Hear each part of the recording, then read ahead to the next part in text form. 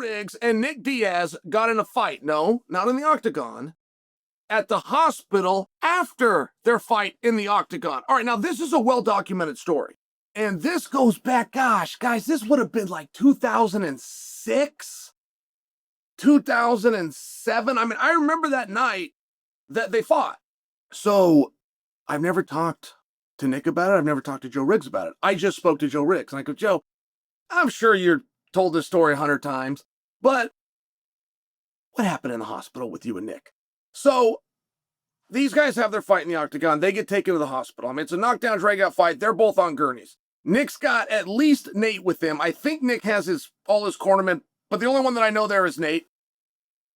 Joe Riggs has Tim Sylvia and Rich Franklin are with him. So they're in the hospital. Fine, right? But now you've got a camaraderie. You guys just fought. It doesn't really matter who won in terms of the camaraderie.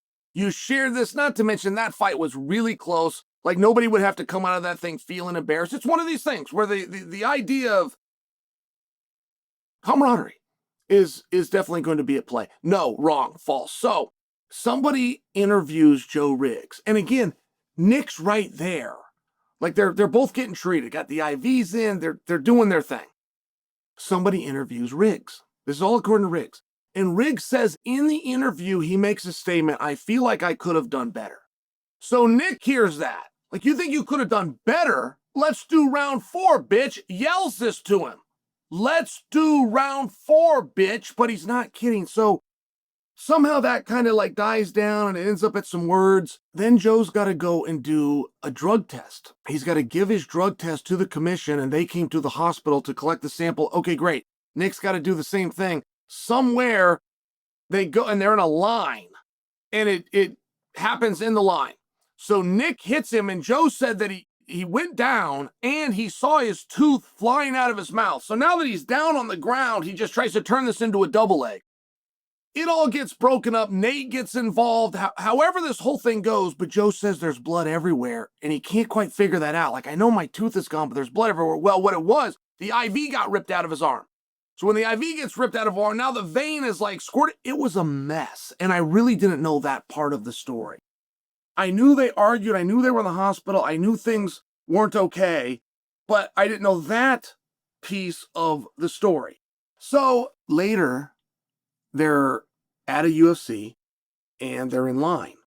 Now, one thing that you guys don't see is what happens before they walk out to weigh in. Like where the cameras are of any weigh-in you've ever watched is the stage where the scale is. But what's on the other side of that curtain? Nothing all that exciting. Guys are lining up, guys are hurting, guys are out of energy, they got their teams there, they got their meal. So when they come through the other side, I mean, somebody's handing them a drink instantly. You walk through that curtain, boom, here's your beverage of choice. So they're in line, and it's basically a line of guys in underwear.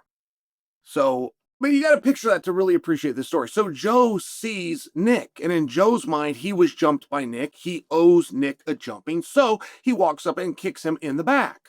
Now, again, that's according to Joe. Like, normally you wouldn't believe that. Like, if Nick told the story, you go, well, did that really happen? Because everybody that's ever been in a fight tells the story the same way. I was doing absolutely nothing, and this guy came up and just started something with me. Which is never the truth. No, this is according to Joe. Joe's admitting Nick was standing there. Nick did absolutely nothing wrong. I saw Nick. I went up. I kicked him in the back. Apparently, Dana saw it. And that's not okay. That's not okay with Dana. So at any rate, Joe gets in all sorts of trouble. All hell breaks loose. Couple extra details. One of the most classic stories ever in MMA. And I know that you guys have likely heard it. I know that you'll hear it again in the future. But what I just told you, that is exactly what actually happened.